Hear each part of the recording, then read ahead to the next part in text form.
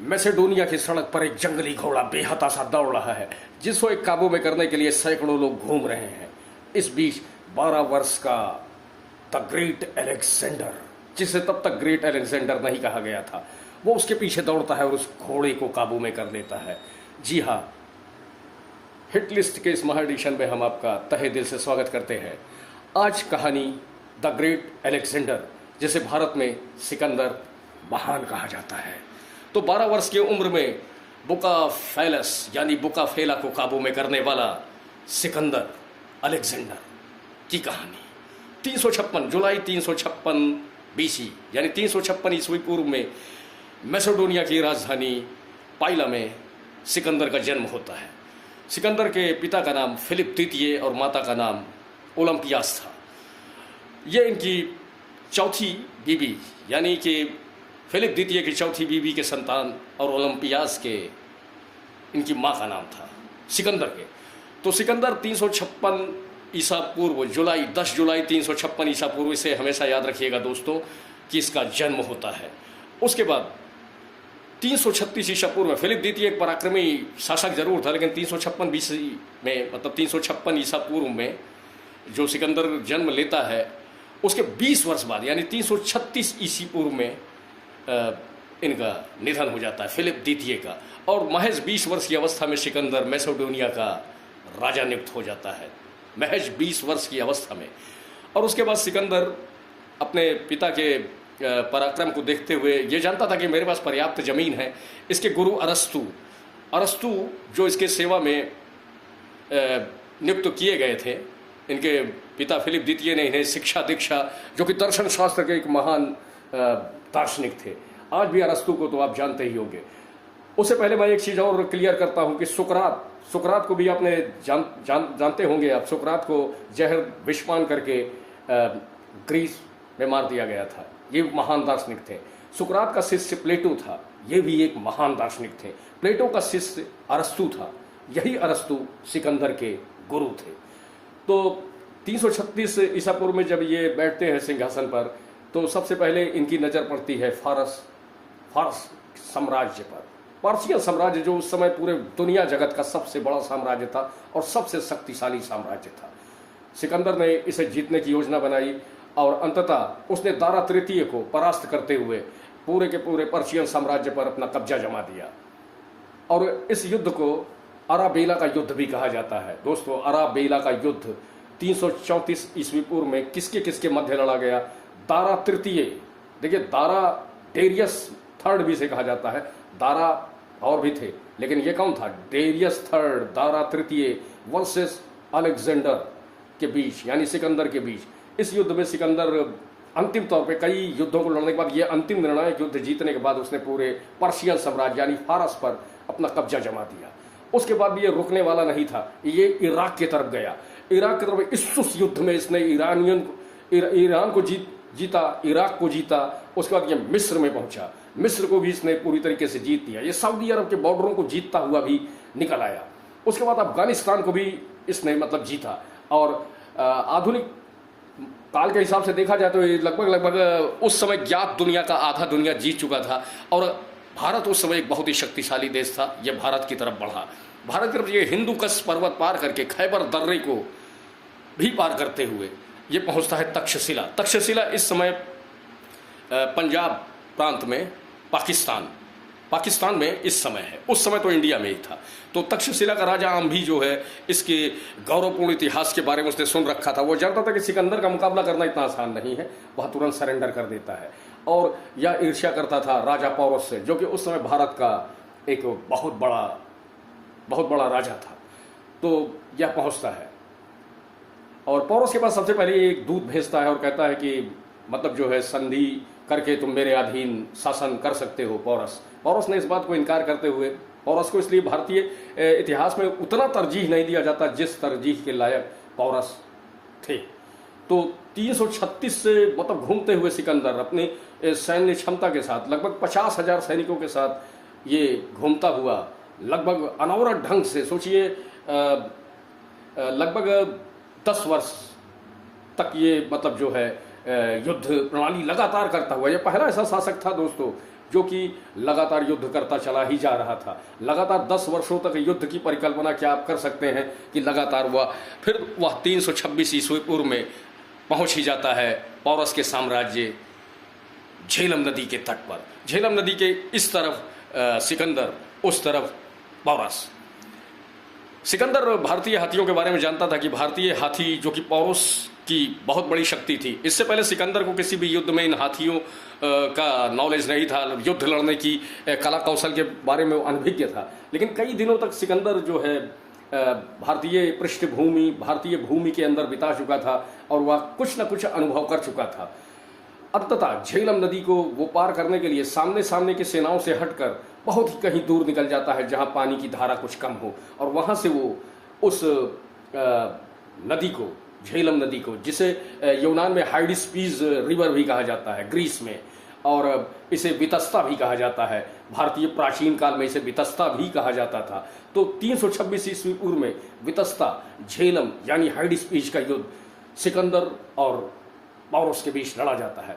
पौरस को भी महान शब्द से नवाजा जाना चाहिए, क्योंकि पौरस ने इस युद्ध को जिस तरीके से संचालित किया, सिकंदर जैसे ही नदी पार करके पहुंचा, पौरस का पुत्र नेतृत्व करते हुए उसके सामने आ गया। लेकिन सिकंदर जिसने अनवरत युद्धों को जीता था, लगातार उसने 6 देशों को फतह कर लिया था, वो इसे पराजित करके पौरस की सेना की तरफ बेहताशा आता है। और सामने की तरफ से झेलम नदी के तट पर जो आधी सेना मौजूद थी, आधी सेना तो सिकंदर के साथ नदी पार करके बहुत दूर जाके नदी पार करके पौरस को घेरने लगी थी, और इधर से नदी पार करने के लिए जो सामने सामने सैनिक थे वो भी इस युद्ध भूमि में कूद पड़े। पौरस और सिकंदर का युद्ध बहुत ही यादगार युद्धों में और बहुत ही खतरनाक युद्धों में और एक प्रसिद्ध प्राचीन युद्ध के रूप में हमेशा याद किया जाता रहता है। लगभग पौरस इस युद्ध को जीत चुका था, जबकि वो अपने हाथियों को जिस तरीके संचालित कर रहा था, एक बार तो सिकंदर के सैनिकों के पांव उखड़ गए और वो वापस चलने की बात वहीं ही मिन्नतें करने लगे। लेकिन सिकंदर ने कहा नहीं नहीं, मर जाना उचित होगा, लेकिन हमें यहाँ से जाना उचित नहीं होगा। सिकंदर के बारे में ये भी कहा जाता था कि जब भी वो कभी भी कोई भी कश्ती किसी भी दरिया को पार करता था तो उस कश्ती को नष्ट करके अपने सैनिकों से कहता था अब हमें वापस जाने का कोई भी जरिया नहीं देखना, क्योंकि अब कोई जरिया बचा ही नहीं है। तो ऐसा था सिकंदर, यानी वापस लौटने का मार्ग नहीं बल्कि आगे बढ़ने का मार्ग ही देखा करता था। पौरस इस युद्ध को जीत जाता, लेकिन सिकंदर जानता था कि ये हाथी बलशाली हैं। तेज बारिश भी हो रही थी, मानसून शुरू हो गए थे और युद्ध भूमि में दलदल जैसी स्थिति उत्पन्न हो गई थी। हाथियों के माथों पर निशाना लेना शुरू किया गया। हाथियों के माथों पे जब निशाना लिया गया तो हाथी आगे बढ़ने की बजाय पीछे पलटने लगे और पौरस के सीना को ही कुचलने लग गए। पौरस इस युद्ध को जीत जाता अगर ये हाथी नियंत्रित सिकंदर इस योजना से ना कर पाता। खैर, हाल फिलहाल युद्ध की समाप्ति होती है और घायल होते हुए भी वो हाथी जो पौरस का था। इससे पहले एक बात और बताऊं कि इसी युद्ध के दरमियान वो बुकाफेला घोड़ा, वो बुकाफेलस घोड़ा जिसे सिकंदर ने 12 वर्ष की अवस्था में अपने कब्जे में किया था, वो आज भी उसके साथ था। लेकिन इस युद्ध भूमि में बुकाफेलस मारा जाता है। बुकाफेला, उसने उसी की याद में कालांतर में निकैया और बुकाफेला नामक शहर भी बसाया। ये क्वेश्चन में आता है, निकैया और बुकाफेला शहर सिकंदर ने बसाया या निम्न में कौन से शहर सिकंदर ने बसाए थे। सिकंदर के सामने खैर हाथी बैठता है, घायल होते हुए भी पूरी साष्टांग गति से वो पौरस को उतारता है सिकंदर के सामने, और सिकंदर पूछता है कि पौरस अब तुम्हारे साथ कैसा व्यवहार किया जाए। पौरस कहता है कि सिकंदर, जैसे एक राजा दूसरे राजा के साथ करता है वैसा ही व्यवहार करो। सिकंदर ने कहा एक राजा दूसरे राजा के साथ तो जीतने के बाद मेरे ख्याल से उसे मार देता है। मेरा भी अनुभव ये कहता है पौरस कि मैंने इस गद्दी को लोगों को कत्लेआम और खून से रक्त रंजित करते हुए प्राप्त किया है, क्यों ना मैं तुम्हें मार दूं। पौरस ने कहा बिल्कुल वही तो मैंने कहा कि जो एक राजा दूसरे राजा के साथ करता है। मगर सिकंदर पौरस की वीरता से इतना प्रभावित था कि उसने उसके जीते हुए सारे विजित राज्यों को फिर से पौरस को लौटा दिया। और इस तरीके से झेलम पितस्ता या हाइडिस्पीज का युद्ध 326 ईस्वी पूर्व में जो लड़ा गया उसमें सिकंदर को विजेता माना गया। सिकंदर अब आगे गंगा नदी के तट की तरफ बढ़ना चाहता था, लेकिन जब वह व्यास नदी के तक पहुंचा तो उसके सैनिकों ने कहा नहीं, अब हम आगे नहीं बढ़ सकते सिकंदर, हमें भी अपने परिवार जाना है। 10 वर्षों से हम अपने परिवार से दूर रह के लगातार युद्ध कर रहे हैं।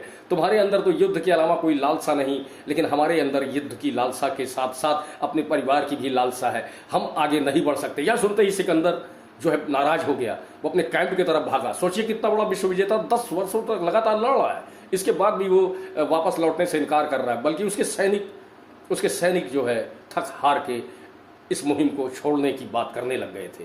सिकंदर अपने कैंप में चला गया। वह सोचा कि उसे मनाने के लिए लोग आएंगे, लेकिन ऐसा हुआ नहीं। उसे मनाने कोई नहीं आया। अंततः सिकंदर निकला अपने कैंप से। उसने कहा, ठीक है, अगर तुम लोग ये सोचते हो कि हमें एक बार अपने गृह नगर निकल चलना चाहिए, तो चलो हम सब निकल चलते हैं फिर से मैसेडोनिया यानी मकदोनिया। तो उसके बाद एक बात और भी थी दोस्तों कि व्यास नदी के उस पार घनानंद जैसी सेना भी किसी के पास नहीं थी। 2 लाख से ज़्यादा सैनिक थे इसके पास, और कुल घुड़सवार और हाथियों को जोड़ा जाए तो लगभग 3 लाख लोगों की सैन्य क्षमता थी इसके पास। शायद कुछ इतिहासकार ये कहते हैं कि इसी वजह से उसके सैनिकों के हाथ पांव कांपने लग गए थे कि अब इस थकी हुई अवस्था में इतनी बड़ी विशाल सैन्य शक्ति का मुकाबला हम नहीं कर सकते। खैर वो लौटे। सिकंदर लौटा। 2 वर्षों के अंतराल के बाद लगभग 324 ईसा पूर्व में वह स्वस्थ हुआ। सिकंदर जो है 323 ईसा पूर्व में 303 ईस्वी पूर्व में सिकंदर बेबीलोन तक ही जा पहुंचा था कि वहीं यह बीमार हो जाता है और विश्व विजय का टैग पाने वाला यह सिकंदर महान अलेक्जेंडर द ग्रेट की मृत्यु हो जाती है। अलेक्जेंडर की मृत्यु से कुछ पहले कुछ रोचक तथ्यों के बारे में बात करते हैं कि अलेक्जेंडर जो है इलियड नामक महाकाव्य से बहुत ज़्यादा प्रभावित था, जिसे महाकवि होमर ने लिखा था। महाकवि होमर ने स्पार्टा और ग्रीस ट्राय के मध्य युद्ध का वर्णन इसमें बहुत ही विशद ढंग से किया गया था। वह वीर रस की लिखी हुई इस महाकाव्य से बहुत ज़्यादा प्रभावित था। जब भी वो सोया करता था उसे लगभग तकिए के नीचे रख कर ही सोया करता था। सिकंदर की मृत्यु से पहले कुछ लोग इसके पास आए और उन्होंने कहा, आप एक महान राजा हैं, हम आपकी सेवा में कितने दिनों से इन चिकित्सकों को लगा रखे हैं। सिकंदर ने हंसते हुए कहा, तुम कहना क्या चाहते हो? लोगों ने कहा, महाराज आप क्या कहना चाहते हैं? सिकंदर ने कहा कि मेरी 3 इच्छाओं को तुम जरूर पूर्ण करना, मैं यही कहना चाहता हूँ। लोगों ने कहा, बताइए महाराज, कौन सी तीन विशेष, कौन सी 3 इच्छाएं? उसने कहा, देखो, जब मैं अस्वस्थ हुआ हूँ, दुनिया के सबसे बड़े बड़े डॉक्टर जो मेरा इलाज कर रहे थे मुझे ठीक नहीं कर सके। मुझे लगता है कि मैं जल्द ही इस दुनिया को विदा कर जाऊँगा, लेकिन जब मैं मरूँ तो मेरे ताबूत को यही दुनिया के सबसे टॉप क्लास के, सबसे बेस्ट क्लास के, सबसे बड़े बड़े चिकित्सक ही कंधा देंगे, ताकि दुनिया को ये शिक्षा मिल सके कि इतने बड़े बड़े डॉक्टरों के रहते हुए भी, इतने बड़े बड़े चिकित्सकों के रहते हुए भी सिकंदर मौत के ज्वार को अपनी ज़िंदगी से दूर नहीं कर सका और ना ही ये बड़े बड़े डॉक्टर मुझे बचा सके। लोगों ने कहा, दूसरा विशेष? उसने कहा, दूसरा विशेष ये कि मैंने ज़िंदगी भर युद्ध लड़े, ज़िंदगी भर लगभग 12 वर्षों से युद्ध लड़ता रहा, 12,000 मील तक की यात्रा करता रहा और कई देशों को जीतता हुआ यहाँ तक पहुँचकर वापस नहीं लौट सका। लेकिन जिस रास्ते से भी मेरा ये जनाजा निकले, उन हर एक रास्तों पर मेरे लूटे हुए धन, सोने चांदी, हीरे जवाहरात उन मार्ग पर बिछा देना, ताकि लोग ये सोचें कि मेरा लूटा हुआ धन मेरे ही काम ना आ सका। लोगों ने कहा, तीसरा विशेष? सिकंदर ने बड़ी खामोशी से अपने तीसरे विशेष को कहा कि जब मैं ताबूत के अंदर रहूं तो मेरा शरीर तो ढका होना चाहिए, लेकिन मेरे दोनों हाथ बाहर लटकने चाहिए, ताकि दुनिया को ये लगे कि सिकंदर खाली हाथ ही आया था और खाली हाथ ही जा रहा है। तो दोस्तों, ये कहानी भी आप देखते हैं कि लोग कहते हैं कि जो जीता वही सिकंदर। कुछ लोग कहते हैं खाली हाथ ही आए है आदमी, और खाली हाथ जब सिकंदर गया तो सभी जाएंगे। तो ये था महान सम्राट अलेक्जेंडर द ग्रेट का एक छोटा सा कहानी जो हम आपके सम्मुख प्रस्तुत किए हैं। तो दोस्तों, मिलते हैं अगले वीडियो में। तब तक के लिए जय हिंद। और जय हिंद के साथ ये भी कहना चाहेंगे दोस्तों कि अभी पाकिस्तान के विरुद्ध इंडिया का ऑपरेशन सिंदूर, जो कि बहुत ही विषद स्थिति से गुजरा, इस आतंकवाद के विरुद्ध भारत ने जिस तरीके से दिलेरी के साथ इस युद्ध को संपन्न किया, इसीलिए हम युद्ध की दुनिया के इस महान सम्राट की कहानी को आपके सम्मुख प्रस्तुत करते हैं। जय हिंद दोस्तों।